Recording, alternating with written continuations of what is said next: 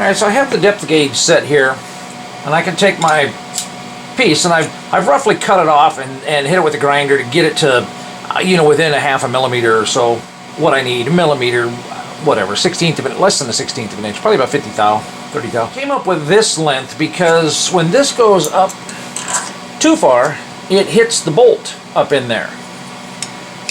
So I don't want it hitting the bolt and binding up as it's clamping down on the collet and the bolt is still screwing down into the collet. I've got it set so that it's just a little bit, there's 1/8 of an inch there of play. So I hold it down against the depth stop, put it up in against the collet, and I kind of pull it down with my thumb, push it up against the collet to let it ride up in there, and it comes up really close, okay?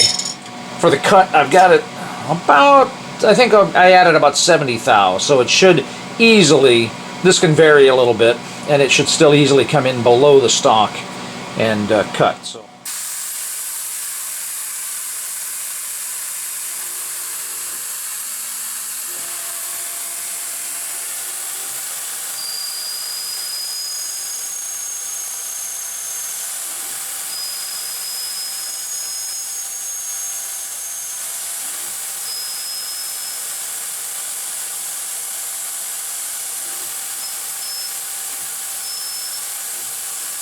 Well, that's the most, I haven't had an issue yet with piling up stringy chips on it, so of course as soon as I hit record I had to do that.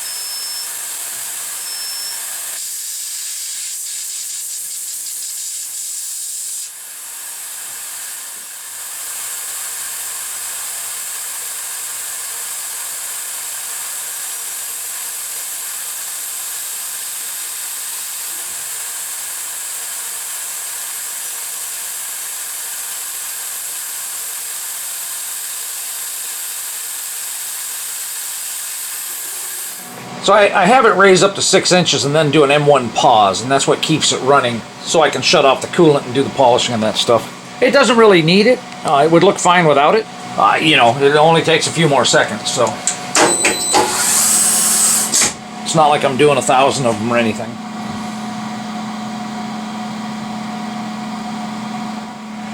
So you can see that's pretty dang nice. Certainly good enough for a push rod. And it comes out nice without the sanding and the Scotch-Brite, but it's silky smooth now. I could run it even a hair more, maybe get rid of some more of those marks, but there's just no need. I have this depth stop, it's a stop lock, and I have it set for the dimension I want, 90 millimeters, okay, in length. And then I'm taking a carbide scribe, and I'm just scribing a line there. I'm dropping it in the vise. There's a V-notch here in the vise. I got about 1 inch sticking up here. And then I'm just cutting it off. And I found a long time ago I can cut them off. I used to have it set so that I could cut this off with a cutoff tool when I was doing the mill turning. And I found that it's just a whole lot easier, safer, more predictable if I just cut them off with the cutoff wheel, hit them on the belt sander real quick, and then I can load them into the mill and I can turn them with a tool. And it was actually a lot cheaper because I kept breaking the stinking cutoff tools, because these bolts, if I were to grab it, here in the lathe kind of thing, they got a lot of warp to them. Normal carbide tooling really doesn't care, but the cutoff tool, the little Nicole mini cut system, it cared a lot.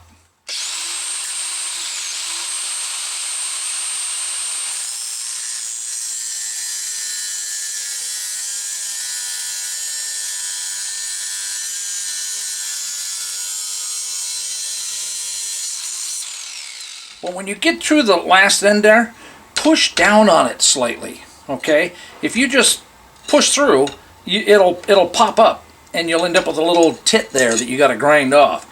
I found that I get a nice flat face there if I just hold down on it a little bit.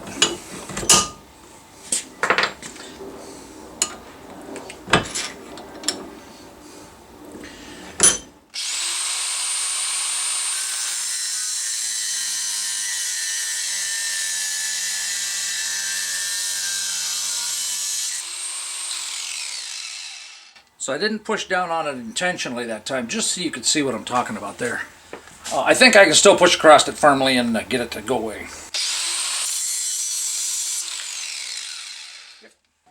And this will flatten it out a little bit, and then I just cut any burr off it.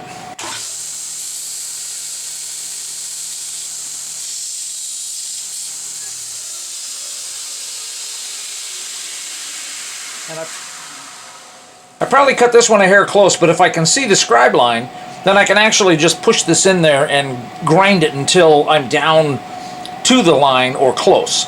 The line is the finished product, so I want to leave, 20 thou on there roughly, which is typically what I do.